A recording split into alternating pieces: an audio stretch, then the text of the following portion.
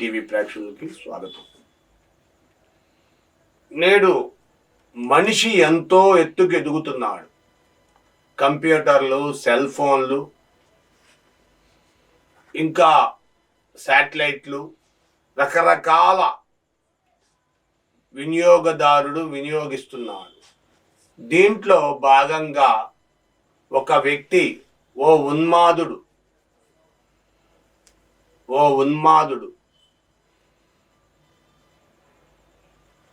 Animal సినిమాని మొన్న మధ్య వచ్చింది.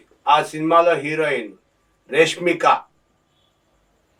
ఈ అమ్మాయి తెలుగు చలనచిత్రంలో పరిశ్రమలో హీరోయిన్గా పనిచేస్తుంది. సహజంగా హీరోయిన్లు హడావుడిగా తమ వృత్తిలో ఉంటూ ఎక్కడెక్కడికో ప్రయాణం చేస్తూ ఉంటారు. దీన్ని ఆధారంగా తీసుకొని ఢిల్లీలో ఒక వ్యక్తి,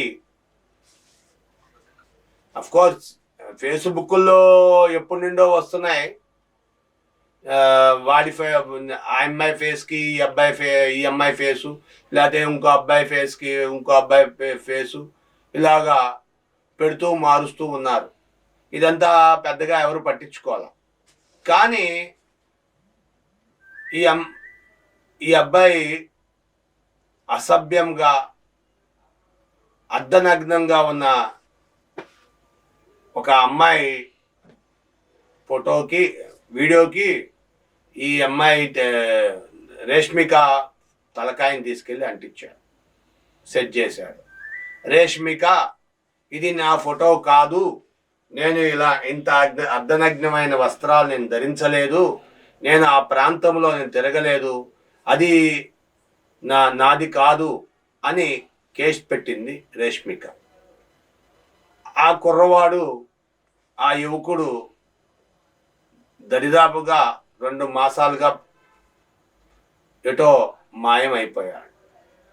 ఆకస్మికంగా ఆ కుర్రవాడు కనిపించడంతో ఇప్పుడు పోలీసులు దానిపై చర్య తీసుకుంటానికి ప్రయత్నిస్తున్నారు.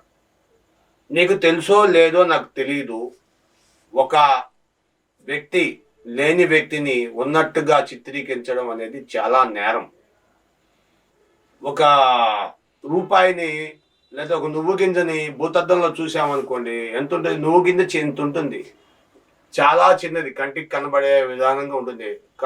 కళ్ళు మందగించిన వారికి అసలు కనబడదు నువ్వు గింజ.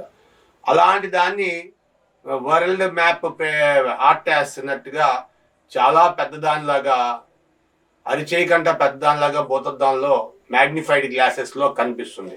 ఆ టైపులో కనిపిస్తుంది ఈ కేసు.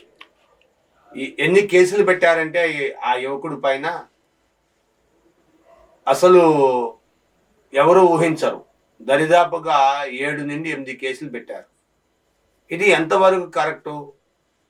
అయితే భవిష్యత్తు కాలంలో ఇలాంటి నేరాలకు పాల్పడే వాళ్ళకి ఇదొక మైలురాయిగా చెప్పుకోవచ్చు. ఇలాంటి వాటికి కూడా శిక్షలు ఉంటాయి అని తెలుసుకోవడం చాలా ఇంపార్టెంట్. ఎందుకంటే నేడు పెరుగుతున్న యువతరం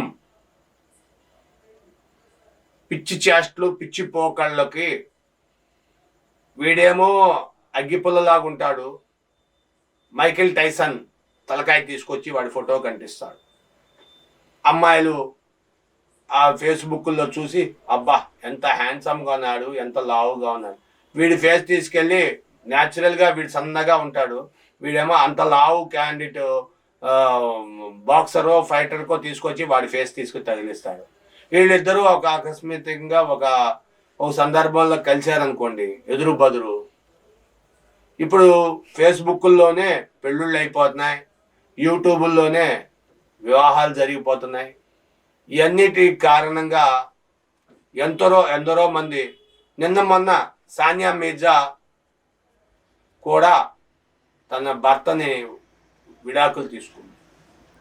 ఆ రోజున గొప్ప దీంతో దేశ అత్యున్నత స్థానం కూర్చోబెట్టిన, కిరీటం పెట్టిన, వరల్డ్ రికార్డుల్లో సాధించిన వ్యక్తి వాళ్ళకు కూడా అందుకే అంటారు ఆడపిల్లలకి అగ్గి పుల్లలతో పోలుస్తారు. వాడండి, మెదళ్ళను వాడండి మేడం. యువకుల చేసే అరాచకాలకి మోసపోకండి. తల్లిదండ్రులను గౌరవించండి. నీ స్థానాన్ని నువ్వు నిలబెట్టుకో. Thank you for watching our channel. Subscribe చేయండి, కామెంట్ చేయండి మీ అభిప్రాయాన్ని. Thank you. లైక్ చేయండి.